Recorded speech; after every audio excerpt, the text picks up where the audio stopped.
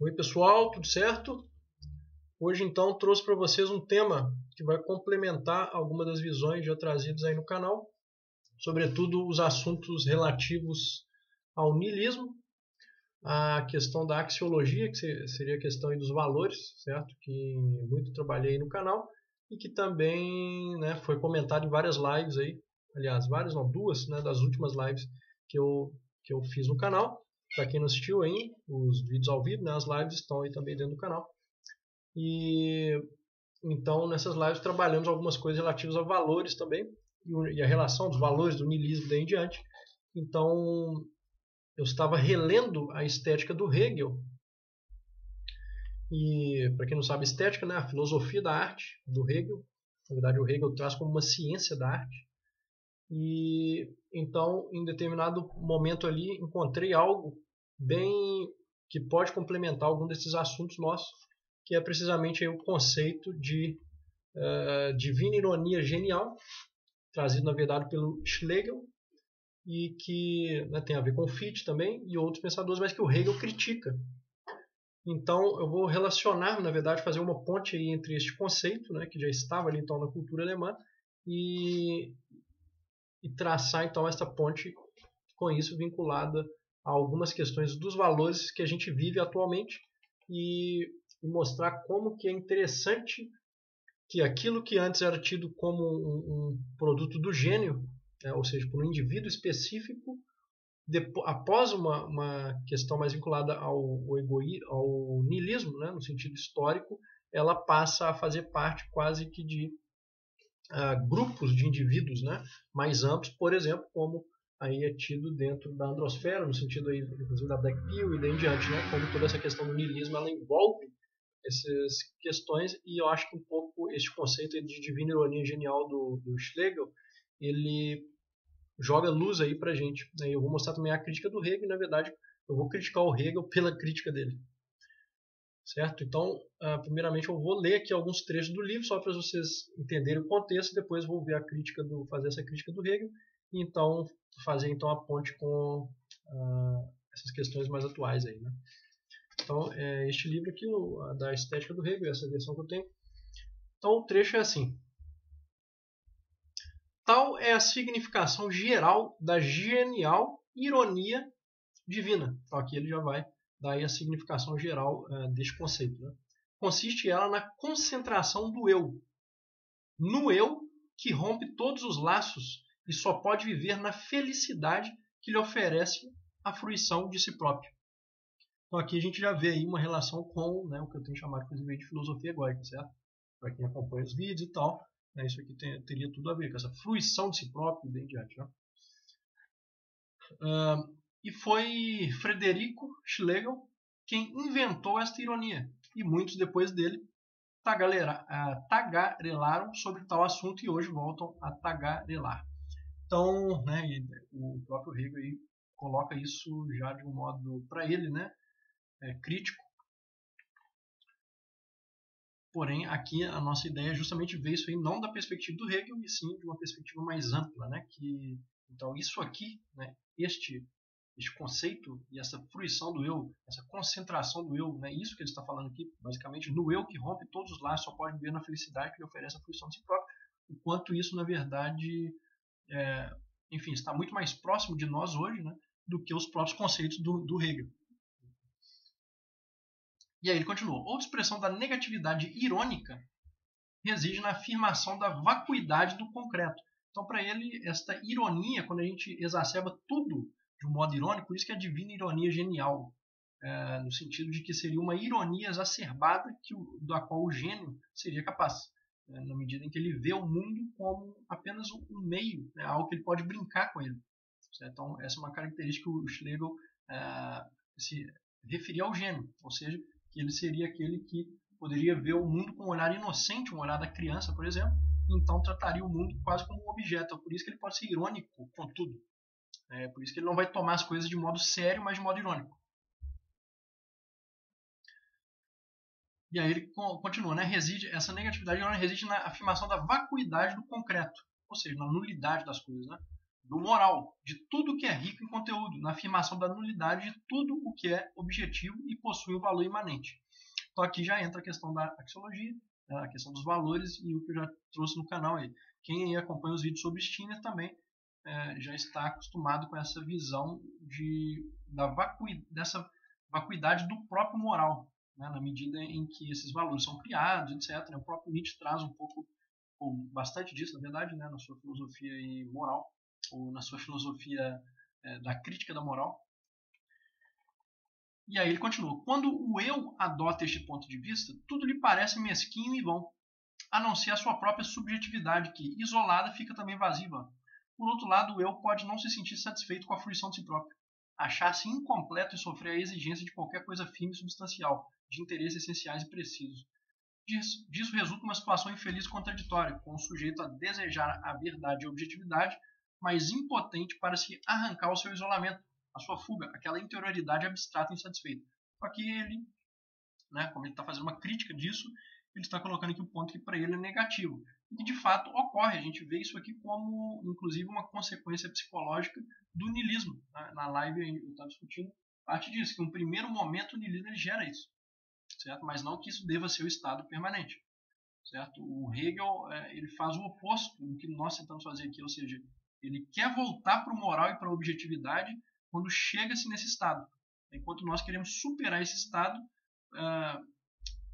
de uma outra forma, sem fazer essa regressão, né, ao simplesmente uma espécie de um valor objetivo, uma moralidade completamente objetiva daí diante. Né?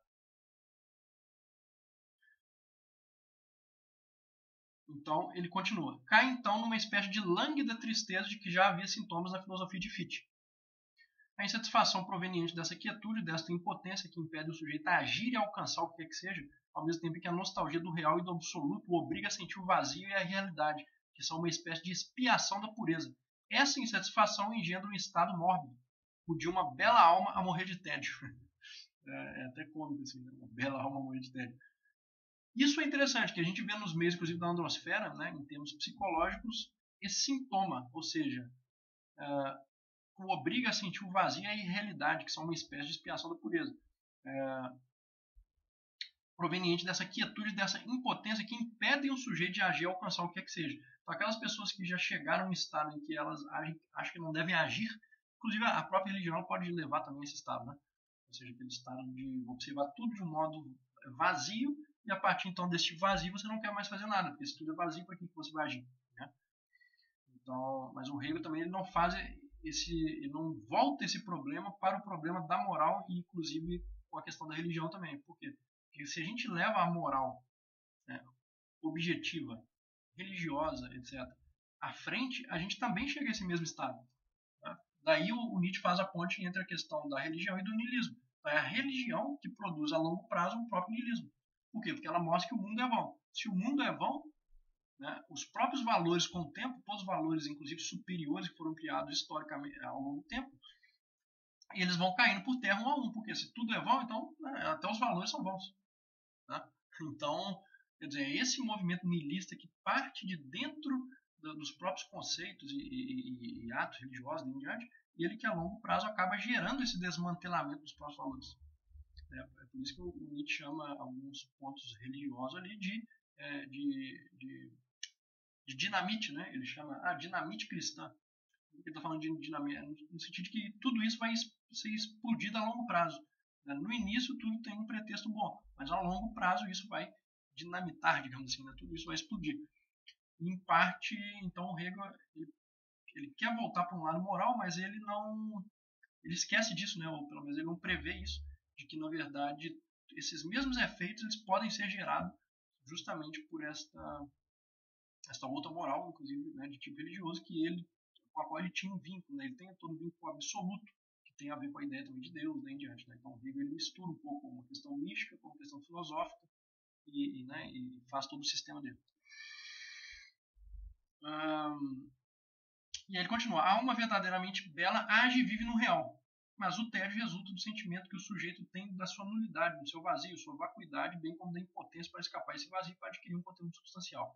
mas erigida a forma de arte, aqui ele volta com a arte, lembremos que ele está na estética, né, a filosofia da arte, a ironia não se limita a imprimir um caráter artístico à vida e à individualidade do sujeito irônico, pois o artista ainda deverá criar, além das obras artísticas que são seus próprios atos, obras de arte exteriores, produtos de um esforço da imaginação. O princípio dessas produções, de que a poesia contém os principais exemplos, continua a ser a representação do divino como irônico. Mas a ironia, que é própria da individualidade genial, consiste na autodestruição de tudo que é nobre, grande e perfeito, de modo que a arte fica reduzida, até em suas condições objetivas, à representação da subjetividade absoluta, visto que tudo quanto para o homem tem valor e dignidade se revela inexistente após a sua autodestruição. Então, basicamente, aqui ele está falando dessa problemática quando ela é absorvida pela arte, certo? Então, basicamente, se este então, gênio irônico, né, ele entrar com todo este aqui não usa a palavra, mas vamos colocar esse niilismo dentro da arte, o que vai acontecer? Uma autodestruição da própria arte, que é, de fato, o que aconteceu, inclusive, no próprio século XX. Então, aqui ele prevê algumas coisas, né, interessantes disso. E aí, como ele diz aqui, consiste na autodestruição de tudo que é nobre, grande e perfeito.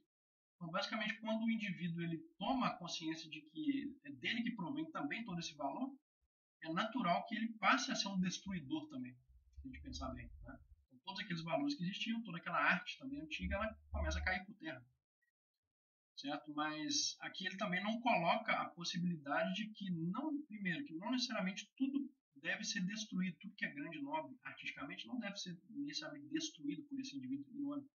Por quê? Porque ele pode perceber sim toda essa arte de um ponto de vista irônico e até mesmo manipulável, vamos dizer assim. Mas isso não significa que ele tem que destruir. Esse é um outro ponto, né? Na medida em que ele pode simplesmente absorver essa arte passada e criar uma outra coisa a partir dela, tão nobre e grande, né, quanto o que existia. Então, não necessariamente a destruição ela tem que ser o cerne da coisa, que é o que aconteceu no século XX. Muitos compositores, etc., e escultores, pintores, né, a gente tinha, sim, todo esse lado que foi para um niilismo destrutivo, né, do Duchamp, por exemplo. Mas você tem todos aqueles que agiram como uma espécie de gênio irônico e nem por isso destruíram, ou melhor, não foram contra este passado tradicional, mas conseguiram expandi-lo em certa medida. Por exemplo, o compositor Shostakovich fez isso, Prokofiev, daí em diante, né? Compositor de concerto, que não necessariamente eles não levaram esse niilismo artístico até o fundo destrutivo, mas eles conseguiram absorver a tradição e criar uma outra coisa, ainda que moderna, digamos assim, né? Mas que a gente pode dizer que estava tão, tão perto, né, das grandes obras passadas quanto as próprias obras passadas, certo? Então, não existe só esse lado destrutivo, essa é a questão. Aí ele continua: a razão é essa para que se não tome a sério não só a justiça, a moral, a verdade, mas também o sublime e o melhor, que é manifestar-se nos indivíduos, seus caracteres, suas ações, a si próprios se destroem, isto é, não passa de uma ironia de si próprios. Então, né, mais uma vez, ele critica esse lado irônico, na medida em que isso, né, poderia destruir justamente esse lado sublime, melhor, o belo, a verdade, e daí em diante. Aí ele continua: de um modo abstrato, esta forma aproxima-se do cômico, mas entre o cômico e o irônico subsistem diferenças essenciais. Então, ele vai traçar algumas coisas. Eu só vou ler mais um pedacinho. O cômico limita-se a demolir o que é desprovido de valor em si.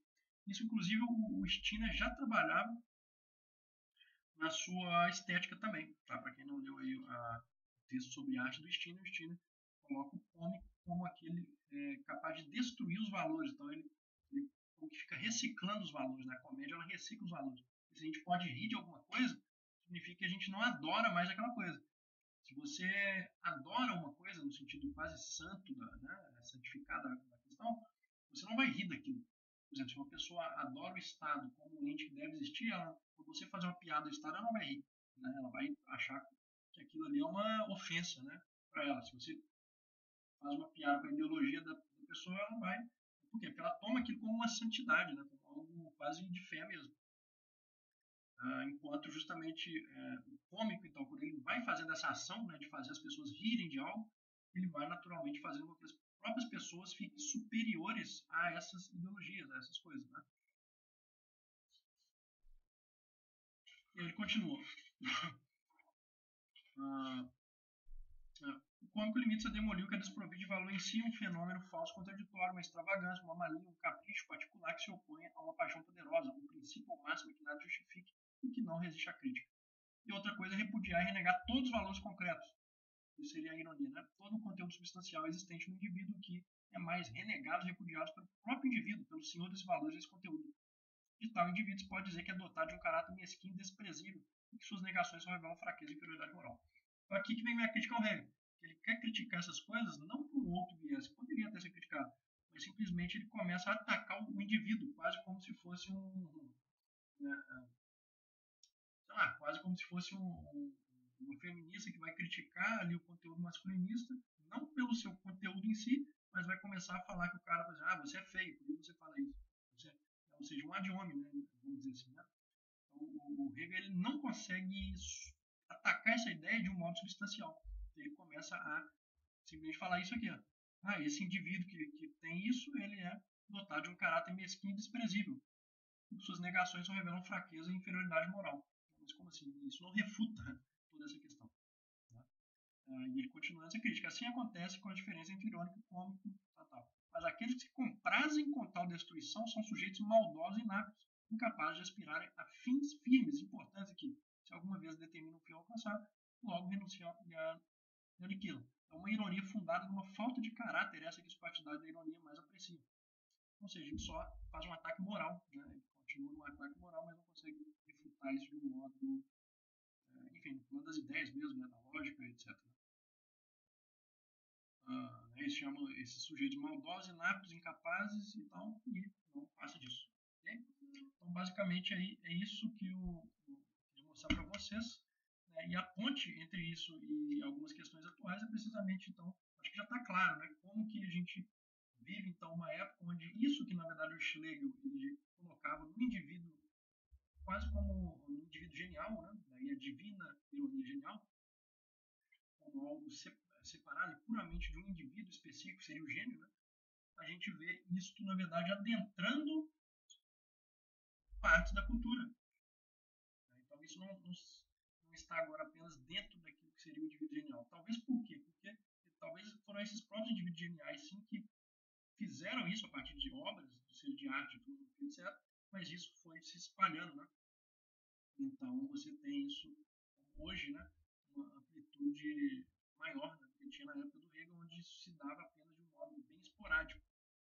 Então, talvez a gente viva uma época onde aquilo que era a divina ironia genial, ela era espalhada entre apenas, de fato, indivíduos geniais, e agora isso aí se espalhou de um tal modo que você tem grupos inteiros que fazem isso, digamos assim. Não no sentido de produzir obras artísticas, né? Um gênio artístico vai produzir uma obra artística a partir disso, mas no sentido mesmo da perspectiva sobre a vida. Então, essa perspectiva irônica, digamos que ela tomou partes da cultura. Então, as pessoas hoje conseguem enxergar as coisas de um modo muito mais irônico, né, segundo esse conceito do Schlegel, do que no passado, onde isso era mais raro. Certo? Então, basicamente isso aí. Acho que complementa um pouco, né, e ainda acrescenta esse conteúdo do Schlegel, que é um filósofo que eu não tinha trago aqui. O Hegel eu já falei dele em outras partes. O Fichte também é um filósofo que eu trago pouco, então ele tem a ver com esse tema também. E, enfim. Então, deixem seus comentários, dúvidas, enfim, críticas também, ou outras questões sobre